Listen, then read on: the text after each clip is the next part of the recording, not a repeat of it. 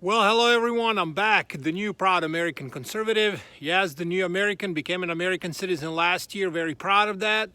And what time to become an American citizen, right? The reason I say that is I believe, as most other people do too, that we are in the battle of good versus evil. It has nothing to do with Republican, Democrat. It is down to, like I said, good versus evil, or you can just say patriots versus treasonous bastards.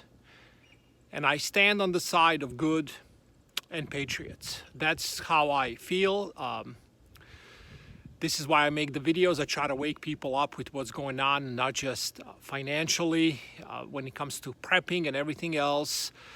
I believe if I can touch at least 1 out of 10 people that watch the video, I think I did a good job with. So if you like these videos, if you think they make change, possibly in someone's life for better, share these videos, like them. It helps the channel get bigger. Without any talk about any of that any longer, let me show you what I got here when it comes to prepping. So this is behind me, what you see. It's not done yet. That's why I said it's under construction zone. This is the back of the property. Our garden setup, the reason we put the fence around so the kids don't get in, mess around with it. Of course, deer, rabbits, you name it. So we're gonna have 8, I call these beds, for vegetables. We're gonna have all kinds of stuff. This is where the gate will come up when it's completed. They're all facing north and south, these beds. And there is, I think, planted beer here, Stella.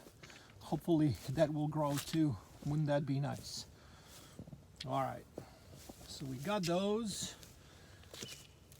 This was planted right here back in September when we got the place. We got garlic, we got lettuce, we got cabbage.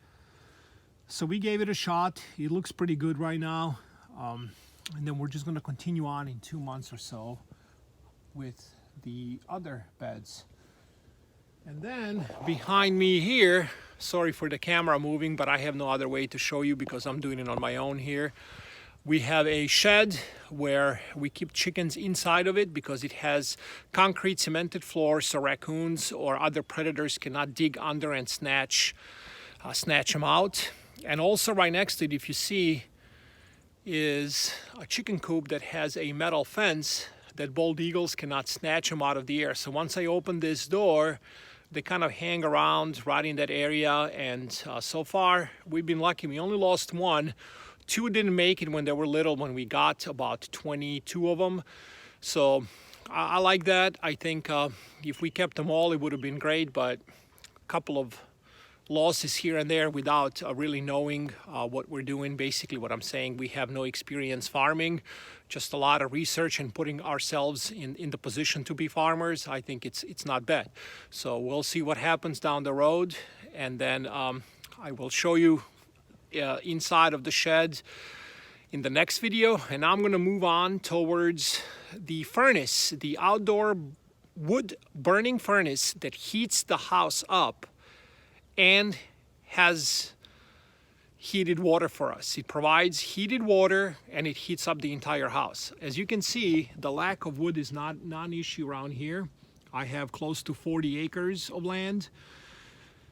So all I do is I just put wood in and we'll go from there.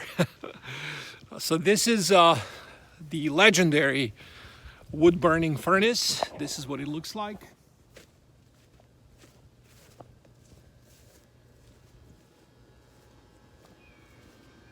It up for you. There you go.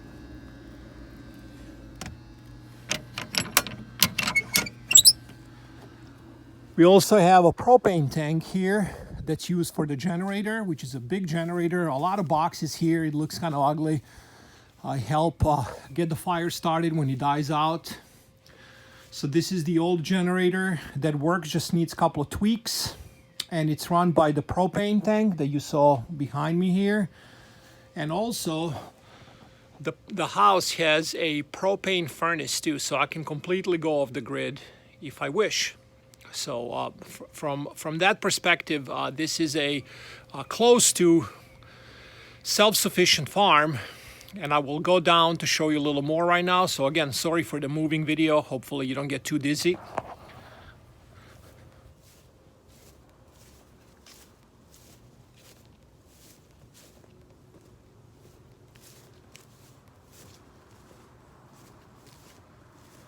So we separated the cattle from the horse just because they were not doing too good when we got them. They had probably corona. So we had them on this side. They're in the back somewhere. This is electric fence. If you see here, it's just temporary as we do rotational grazing. Up in front, you see the permanent fence. And there is our horse back there, if you can see her. Her name is Bonnie. Clyde did not arrive yet because we haven't found the right Clyde yet. So she's separated. She's got about 10 to 12 acres for herself to run and do whatever.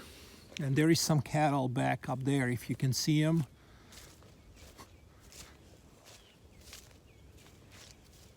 And then back here, about 10 to 15 acres is just hunting area for those who, choose to hunt or whatever.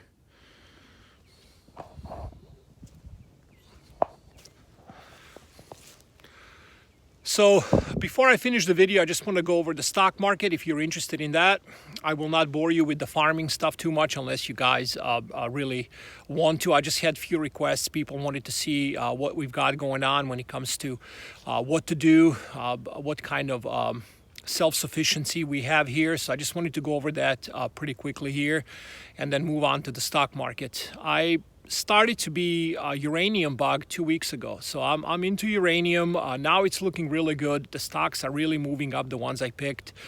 But that doesn't mean this is, parabolic move and it's going Bitcoin style. I'm not saying that. This is more for a long run. So I'm happy what I see already so far, being up 10% in just a few days. So uranium, precious metals, I continue to buy the dips, and the reason is I believe precious metals are in a beginning stage of a bull market. So right now, this is the setup that I'm looking for. I like to trade a lot of different sectors. Like I pulled out a lot of energy profits, and I bought the dip in the precious metal sector, which is, to me, those scenarios are perfect. When you invest in something that's on sale, for instance, let's say energy stocks were sold off like 50% in just a few months. So I was all over that. And I know they continue to go up, but I wanted to use some of those profits to buy, of course, hard tangible assets, physical in your possession. I've been all about platinum. I have enough gold and silver, so I really look into platinum and go from there. When I say I have enough, it means I cannot afford anymore to buy gold at these prices. Silver, I stopped buying at 20 an ounce. I did not want to get into it anymore because, like I said again, I thought I have plenty for right now. Unless more dips happen, then I'm going to reconsider my options. But for right now, platinum is and has been on sale. It's nowhere close to the all-time high. It's kind of hated, and this is what I look for. I look for sales. Just like people go into the store, you don't just buy stuff, you look for prices. I believe 9 out of 10 people do that. But when it comes to stock markets, when it comes to stock prices, people love to jump on the parabolic trains and chasing the going to the moon deal. It is just unbelievable how that works. So what I like is sectors, indexes, stocks that are on sale that have potential to give you a 5-bagger, 10-bagger from that point on. So that is my plan. This is what I've been doing. More videos to come. Like and share, like I said, share it with your family and friends. Remember, none of this matters unless you have something that you can hold in your hand. If you have land, if you can afford that to unload some stuff. Maybe you have a couple of cars that you already paid off. You love them, but you can get some good money for it. You can get rid of it. Buy something that really you can make make something out of it. Like you can have food for your family, whatever it takes. Or definitely, I don't think it is time right now to get into buying new cars. Even if you got a job promotion, it is just beyond silly if you ask me. But again, I'm just telling you what I'm doing, why I'm doing it, and how I'm preparing for this upcoming financial and social meltdown. Take care. God bless you all.